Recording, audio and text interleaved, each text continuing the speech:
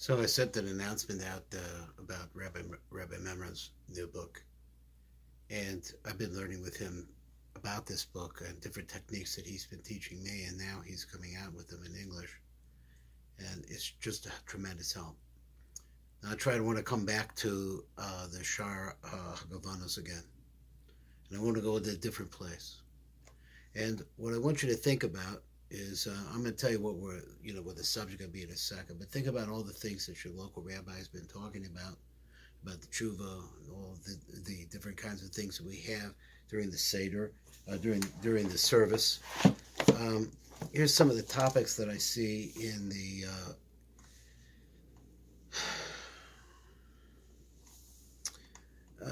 Let's say that you have shofar blowing. Right? They talk about that.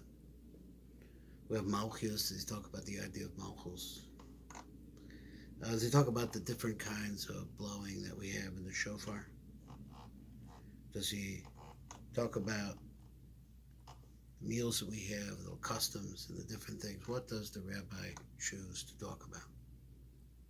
So there are so many things, and it's so important. But nonetheless, in the share from yesterday, I said that the most important and most greatest secret of Rosh Hashanah is the Nesira. And just to, like speaking for 25 minutes, it's really impossible to see all the different aspects of the Nesira and what's going on. But if your local rabbi was talking about the shofar, what part of the shofar did he talk about? So I don't know. So, but I want to tell you what the Ari writes in the Shar Kavanos in Drosh 7. So, if you hadn't heard this before, here it goes.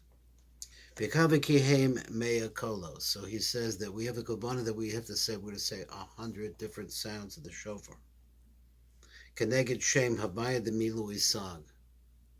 So it corresponds to the name Sag, Samach Gimel, which is the number of one of the combinations of Hashem's name. It's spelled in 63 is Yud Vav Daled, that's Yud. Right? The next is K Yud. The Vav is spelled Vav Aleph Vav. And the last K is spelled K Yud. If you add those up, it comes to the number 63. This is a powerful idea in Kabbalah. He says that if you take the Maya, then you wound up with 63. V'yosis miluyam milui levadam. And also, just by themselves, the lights, the milui of this by themselves, which is the number 37. Now, what is it? What I said? If you say 26, that's the value, the numerical value of Yud K Vav K. And you subtract it from its milui, which actually, the 26 is called the Pashut, the straight name. Then we make this combination of the names called the Milu. We fill it in. Instead of just the letter Yud, we make it a Yud Vav Daled. It's the letter K, it's K Yud. Now, in the letter Vav, there are variations in this particular name. It's not Vav Yud Vav, it's Vav Aleph Vav. Changes it. And then it's a K Yud at the end. If you add those up, it comes to 63. But if you take out the 26, which is the Pashut, which is the basic name of Avaya, which we say is the inside of it, you'll see that there's 37 other letters. So he says you take 63, which is the name, take its milui by itself, Shehem Begematria Lions Lamed Zion. I'm back into reading the top of the Rav. Mine Sag V'Lamed Zion, so 63 and 37, they make 100. What did he say? Of the Inyan Kavanas of Shofar. So now the Inyan, what we actually have in the Kavanas of the Shofar, what we're trying to carry out, is Bar Heitiv Inyan Sag Velaz Elo Ma'anyana. Now, in order to understand what it means, and why are we dealing with this name that we made, that the Rav is telling us this is a name of a reality that's taking place when the shofar is being blown. Yesterday we talked a little bit about the Nesira, and I don't expect anybody to, I don't think I did a good job even close, even 5% of trying to explain what's going on in the Nesira, because it's actually moving the world, the whole world. And the person who understands this You have a possibility to make a rectification there. Well, intimately involved with that Nisira is the concept of the Shofar. And so we'll go on a little bit more. So we have 100 blasts. So he says he's going to explain this. Now, let's look over here. We have help. We have the Tivakavanos. And he's going to explain like this. V'yakaven ki heim mea kolos keneged shem havaya de milui sag. Now he explains it again. Mekevan she'al yedei hatikiyos. That since that when you start the tikiyos, neknasim hamochim de'ima el zal ororo martar de maso. Now one of the key elements, again I say that there is a dogma in Adam and Eve, right? The story of Adam and Chava. This is not talking about Adam and Chava, but this is talking about the actual inspiration that's within human beings or reality, which is called Zer Anpin, and his female counterpart called the Nukva. In order for she to really grow, to be an independent entity, one that has the seed of bracha within her to grow, and to grow a world that can be perfected, we had to build her up. We talked about that yesterday, the way that she's built up, and she's built up through gavuros, what we call gavuros. These are dinim. It's just a funny world. That's the way that the female entity works. So he says, we actually take it out and read it again. Now,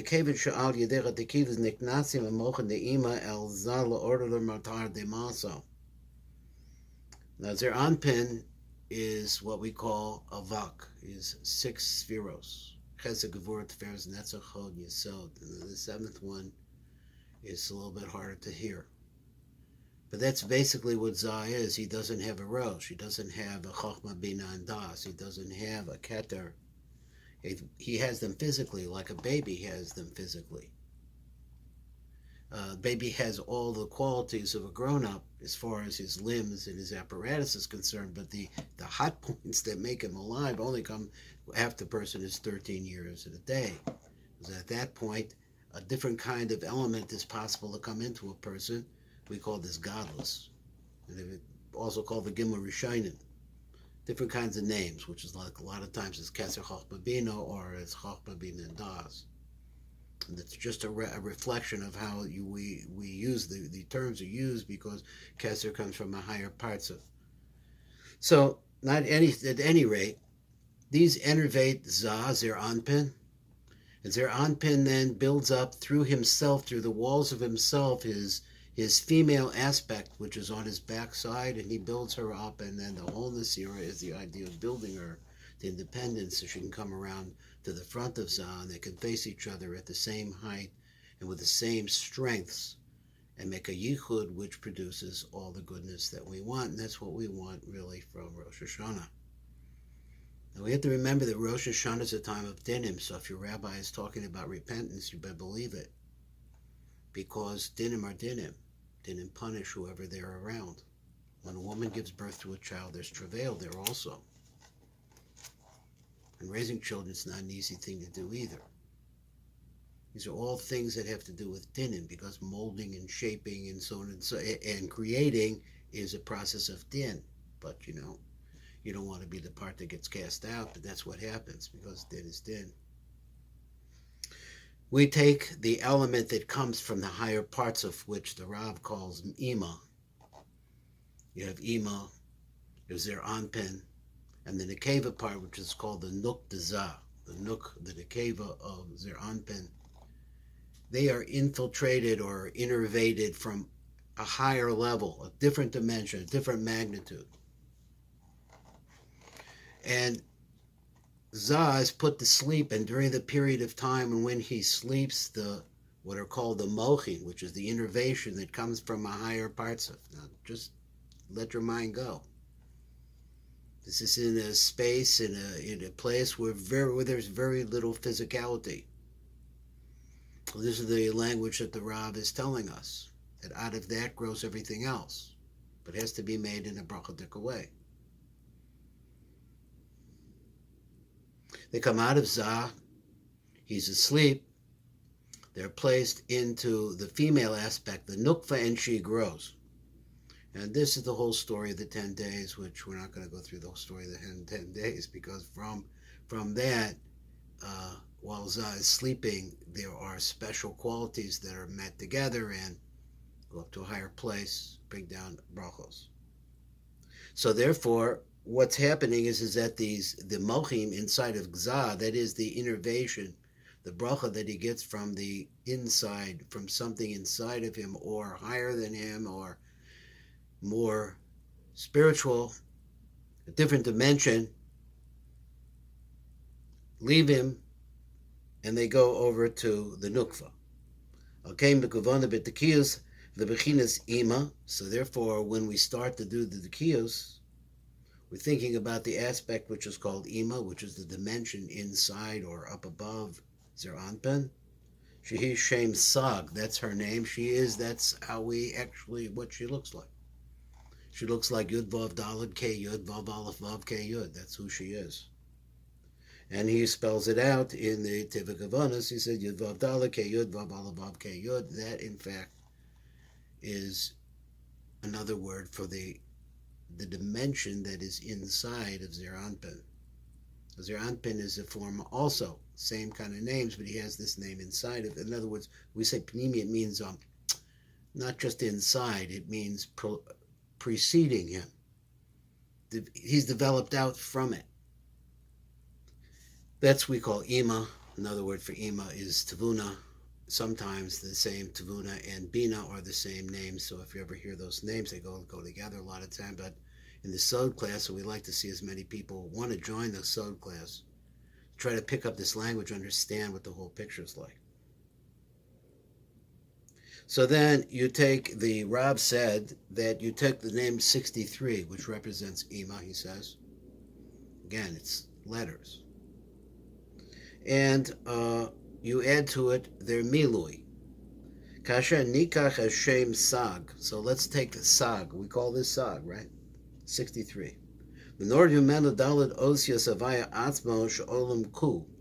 26. So you take away from 63, 26. Yesha'aro Rak Osios Amilui. So then only the additional letters that are, they're called the letters of the milui. Milui means they fill in a letter. So you have a letter, a yud. So there's a yud. It's by himself, like a little yud, right? But if you wanted, you could fill it out. You could make it yud, vav, and daled. That also spells yud. But now you have a bigger word. So one a little bit we see over here is how Hashem is going to build up the world, how he's doing it right now. We're in the 6 days of gracious right now. So right now we're in that time. So the world is being built up and we're getting a lot of help. Because these oses, but what's it being built out of? He's telling you, it's really inside of inspiration and starting of everything are letters, and then parts of letters. I don't know it all. I just know that that's the truth.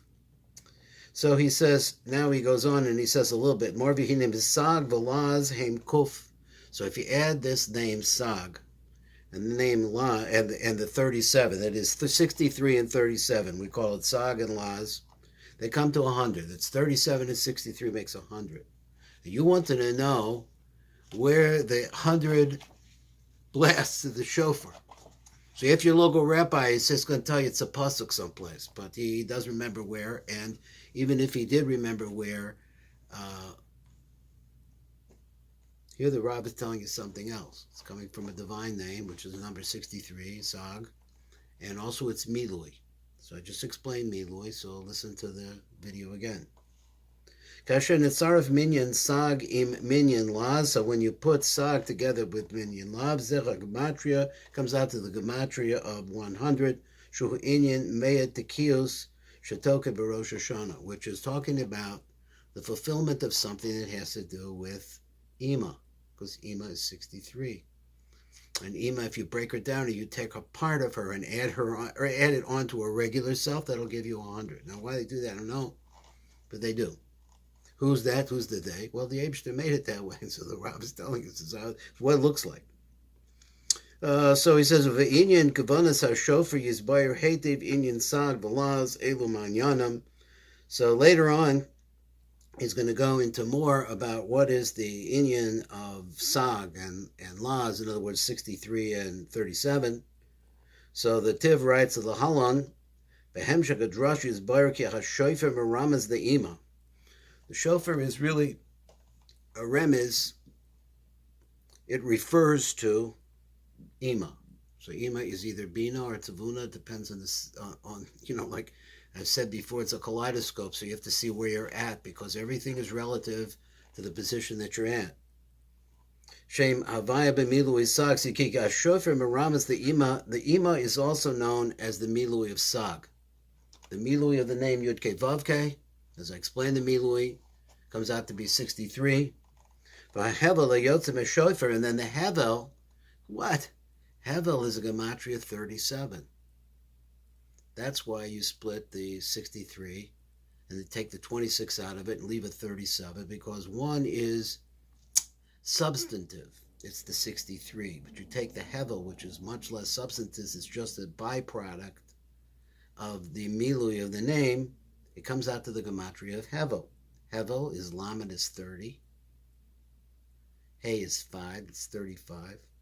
And bet is 2, makes 37. So he says, and now you have two things. V'hahevel hayotzim shofar dahainu kol shofar, that is the voice, the sound that comes out of the shofar, comes from this 37. Hu bebechinas hamilui the shem sag she'olam laz kaminyan hevel. So he says that this is what? This is the minui of the shem sag, which we said before. I said it already 3, 4, 5 times. It's not an easy thing to hear. Is actually a diminutive, right? That's what I would say. That's probably right. A diminutive of sag. It's part of sag. So you separate it out because originally you had the shofar, which is Ima, and now you have her breath. It's a separate entity. It's 37. It's part of Ima, but it's a separate entity, and it's less physical. So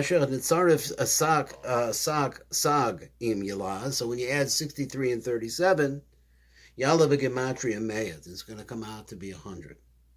So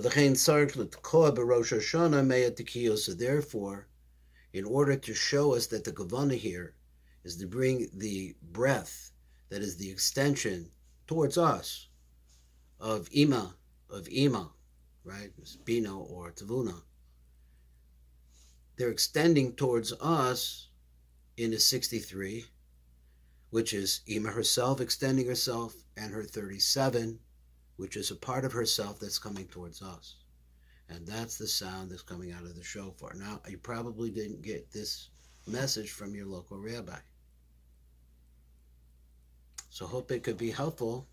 This is a little hint as to what the Rav is all about.